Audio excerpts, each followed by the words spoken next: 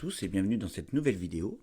Dans cette vidéo, je vais vous montrer la technique pour mater le roi adverse avec 2 tours.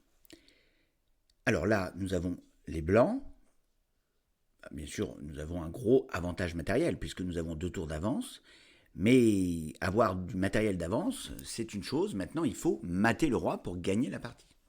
Et donc, il y a une technique pour cela et je vais vous la montrer par le biais de cet exemple. Alors, l'idée déjà générale, le plan, puisque ça va être un plan, c'est de limiter le roi, c'est-à-dire on va lui enlever des cases à ce roi noir et on va essayer de le faire reculer sur un des côtés de l'échiquier. Ici, ici, ici et ici. Et une fois qu'il sera sur un des bords de l'échiquier, eh bien on va pouvoir le mater. Première mission, c'est on lui enlève des cases, puisqu'il faut lui réduire l'espace à ce roi et le pousser vers le bord de l'échiquier, un des bords de l'échiquier. Eh bien, mon premier coup, ça va être tour B3. Et là, j'instaure déjà une première frontière, c'est-à-dire je dis au roi, j'ai mis une frontière sur la rangée numéro 3, tu ne pourras plus traverser cette rangée. Pourquoi ? Parce que si le roi traverse, eh bien, il est en échec. Et un roi ne peut pas se mettre en échec. C'est interdit par le règlement. Donc, le roi est un peu coincé puisque, effectivement, il va être obligé de jouer un autre coup. Et donc, il a perdu, déjà, il ne pourra plus aller sur la rangée numéro 3, la rangée numéro 2 et la rangée numéro 1. Donc, il n'a plus que la rangée 4, 5, 6, 7 et 8 pour se balader, pour se déplacer. Je vais bien sûr jouer les noirs, je vais essayer de jouer les noirs de façon la plus difficile possible, pour ne pas que ça soit trop facile pour les blancs. Donc je vais essayer de jouer le meilleur coup pour les noirs. Alors là, ici, le meilleur coup, c'est roi D4. Pourquoi c'est le meilleur coup ? Parce qu'on reste, on donne pas, on reste sur la rangée numéro 4 et on va essayer d'aller attaquer la tour qui est en B3, qui n'est pas défendue. Donc ici, tour F4. Alors là, tour F4, je fais échec au roi.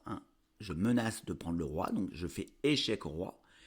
Bien sûr, le roi, lui, n'a pas 36 cases, puisqu'il ne peut plus, il ne peut pas aller là, là et là, puisqu'il y a la tour qui contrôle cette rangée numéro 3. Il est en échec, donc il ne peut pas rester sur la rangée numéro 4, donc il va être contraint de reculer et de concéder la 4e rangée. Et là, je recule en faisant roi E5. Alors attention au petit piège, en jouant roi E5, le roi noir attaque de façon un peu vicieuse, mais il attaque la tour qui est en F4. Et comme la tour F4 n'est pas protégée, eh bien il va falloir que je fasse quelque chose, sinon le roi va manger la tour. Alors, protéger n'a aucun sens. Lorsqu'on essaye de mater le roi, on ne va pas essayer de protéger cette tour, on va essayer de l'éloigner le plus loin possible du roi. Et surtout, on va l'éloigner, mais en se mettant sur une colonne autre que la colonne est occupée par la tour qui est en dessous. C'est-à-dire que la tour en B3 est sur la colonne B, et je vais essayer de me mettre sur une des cases qui n'est pas sur la case de la colonne B. Donc tour B4, je n'irai pas. Pourquoi ? Parce que ça va désorganiser mes tours. Et donc je vais perdre du temps pour mater le roi. Je vais plutôt me mettre le plus loin possible du roi en jouant tour B4. Et là, voyez-vous, je ne suis pas en B4, je n'empêche pas ma tour B3 de jouer, et je vais contrôler, cette fois-ci, grâce à cette tour, la rangée numéro 4, et donc finalement le roi noir ne peut plus aller sur la rangée numéro 4, ni sur la rangée numéro 3, ni sur la rangée numéro 2, ni sur la rangée numéro 1. Voilà, on a déjà gagné un peu d'espace par rapport au roi, et on s'aperçoit que le roi est en train de reculer, de façon lentement mais sûrement, et il va reculer là cette fois-ci vers le bord de l'échiquier, la rangée 8. Pourquoi ? Parce qu'on va essayer de le faire reculer sur le bord opposé à la frontière, parallèle à la frontière. D'accord ? Alors, là le roi, bien sûr, va essayer de tenter d'attaquer les tours. Donc, roi D5. Et là, tour B5. Tout de suite, la tour en B5 attaque le roi. On fait échec au roi. Je rappelle que le roi est un peu coincé puisqu'il ne peut pas s'échapper sur la rangée numéro 4. Donc la case C4, D4 et E4, comme elles sont contrôlées par la tour en A4, eh bien, il ne peut pas s'échapper. Il va être obligé de reculer. Et inexorablement, on s'aperçoit qu'il perd du terrain et il recule vers le côté opposé de la frontière. Alors là, attention, petite astuce, le roi va jouer roi C6, et là, il attaque la tour B5. Lorsqu'on mate avec 2 tours, on ne protège pas les tours, on fuit l'attaque du roi. Mais on fuit en gardant la frontière. Donc la tour B5 est attaquée, bien sûr, je ne repars pas en arrière, parce que sinon ça va redonner au roi la rangée numéro 5, je vais prendre ma tour et je vais la mettre le plus loin possible du roi, c'est-à-dire en H5. Et je garde, voyez-vous, la frontière. Je garde la frontière qui est donc... Cette tour, à nouveau, est devenue une garde-frontière et j'empêche le roi de revenir sur la rangée numéro 5. Bon, le roi est embêté. Il va rester, bien sûr, sur la rangée numéro 6. Il ne veut pas perdre du terrain. Donc, il va jouer roi B6. Attention, petit piège. Parce que là, cette fois-ci, si la tour A4 va en A6, comme je fais échec au roi, mais comme elle n'est pas protégée, le roi pourra prendre la tour. Et le roi aura gagné la tour et mon objectif ne sera pas atteint. Je n'aurai pas maté le roi avec mes 2 tours. Donc ça serait une erreur. Je ne fais pas ça.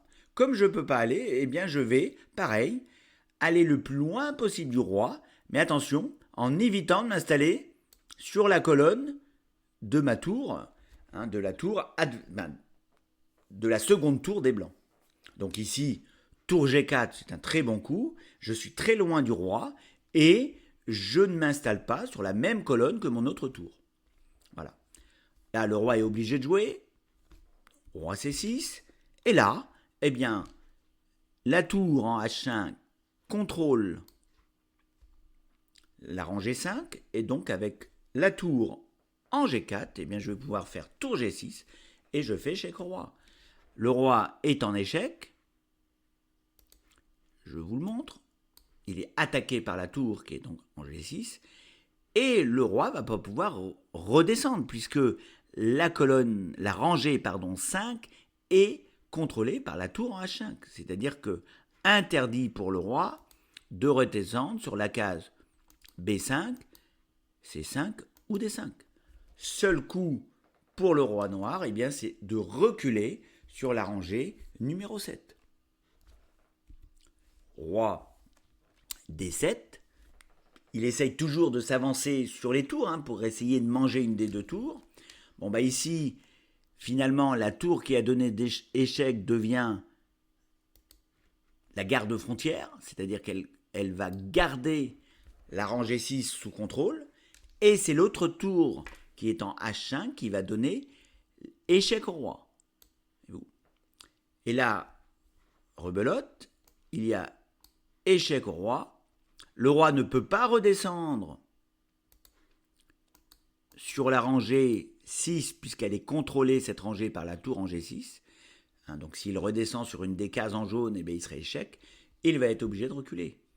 Le roi recule, et là il est au bord de l'échiquier, et là, en un coup, on va pouvoir mater le roi. On va jouer tour G8, échec et mat. Le roi est en échec. Je vais mettre en rouge pour mieux voir. Le roi est attaqué par la tour, il est en échec.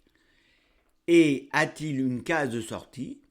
Il ne peut pas aller sur cette case et sur cette case puisque c'est la rangée de la tour G8, donc il serait toujours en échec. Et s'il redescend sur la rangée 7, il y a la deuxième tour qui contrôle la rangée. Le roi est échec, il n'a plus de case de sortie. On est sur un échec et mat. Voilà à peu près la technique. Alors cette technique, on l'appelle la technique de l'escalier. Regardez les derniers coups. C'est-à-dire que les tours sont chacune sur une des colonnes très loin. Et puis, il y a Et vous, chaque tour va jouer le rôle de garde-frontière et d'attaquer le roi. Hein. Elles sont en quinconce et on appelle ça la technique de l'escalier. Voilà. Donc je vais vous remontrer très rapidement la technique, plus rapidement. Donc la tour va en B3, on garde la frontière, le roi se rapproche, tour échec, le roi attaque la tour F4, on fait très attention, on éloigne la tour, et on garde la frontière, c'est-à-dire sur la rangée numéro 4. Le roi essaie de se rapprocher des tours pour les attaquer. La tour B5, comme elle n'est pas attaquée, eh bien elle fait échec au roi. Le roi ne peut pas redescendre, puisque je rappelle que la rangée 4 est contrôlée par la tour A4. Il va en C6 pour attaquer la tour B5. Comme la tour est attaquée, elle fuit le roi le plus loin possible, en restant sur la rangée numéro 5, pour avoir cette frontière. Le roi va en B6 en espérant le coup de tour A6, mais ce n'est pas ce qui va se produire. La tour va aller en G4, hein, et là on va finir avec la technique de l'escalier. Donc le roi s'avance vers les tours, il ne peut pas redescendre sur la rangée 5 puisque contrôlé par la tour H5. La tour va en G6 pour faire échec au roi, le roi est obligé de reculer. La tour va en H7, échec au roi, le roi est obligé de reculer, et là la tour va en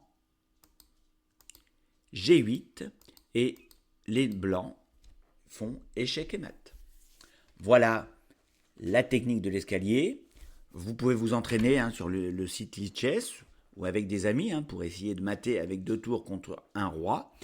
Alors c'est vrai que ça paraît très simple comme ça, mais c'est une technique qu'il faut absolument avoir dans ses bases de finale, parce que j'ai moi déjà vu des parties qui se terminaient par la nulle parce que le joueur ne savait pas mater avec 2 tours. On peut mater avec 2 tours, donc une fois qu'on connaît la technique, eh bien on l'applique tout simplement et on mate le roi. Alors nous repartons avec la même position, mais on va essayer de trouver un autre choix pour les noirs. C'est-à-dire que là, les noirs ont essayé d'embêter un maximum les blancs, mais on pourrait se dire, bon, pourquoi embêter les tours à la limite, on essaye de fuir en fuyant à l'opposé. C'est-à-dire, comme je vais être attaqué par les tours, je vais essayer de m'en aller directement, sans forcément rester au contact des tours. Alors, les blancs vont toujours commencer avec tour B3. D'accord ? Et là, au lieu d'essayer d'attaquer la tour, les noirs décident de jouer roi E5. C'est-à-dire, ils reculent d'eux-mêmes. Ils n'attendent pas d'être en échec.